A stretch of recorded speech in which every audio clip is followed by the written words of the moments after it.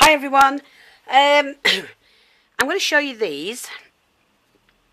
I bought some wooden tags. When I saw them I thought what a great idea, because I've already got the hole in, to do my techniques, various techniques, and then, you know, keep them for a record basically. And I've written on the back what I've done. This one here has got the crackle effect, hope you can see that. For this I used the sap green acrylic paint, just give it one coat of that. Then I use the crackle paste, which is the Dreamweaver one. And over that I use a golden mint shimmer from the Cosmic set. And then I just edged it using the vintage photo. Well, I went over it actually. And so I've got that.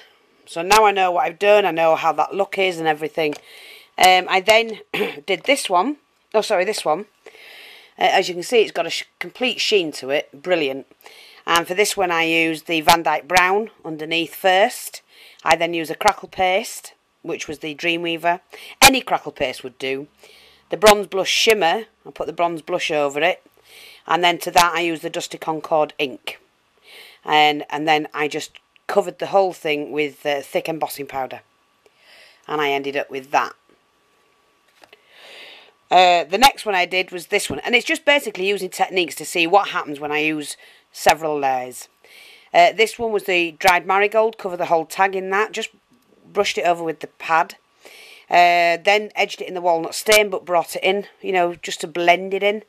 And then the heavy duty modelling paste, I put a layer of that over, dried that, and because it was it's not modelling paste, the modelling gel. And I'm going to have to write that down because I've put paste and it's gel. I used the gel, sorry. And then after I did that, I put a stencil on it and then used the heavy carvable paste. Made the pattern, as you can see. And then completely embossed it. I've embossed them really to protect them. So, stencil and heavy carvable paste. Okay, and then embossed. And I've got a complete record of everything I've done, and I'll be able to refer back to those whenever I need to. I also did this one. I didn't colour the tag whatsoever, I just left it as natural as it was.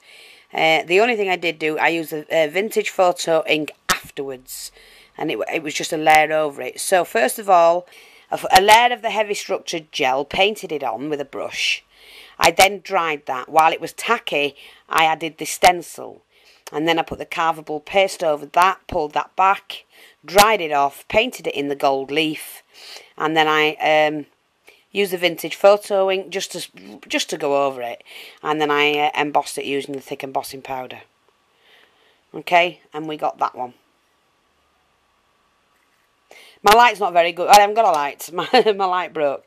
And then this one, what I did, I loved this one. Look at that.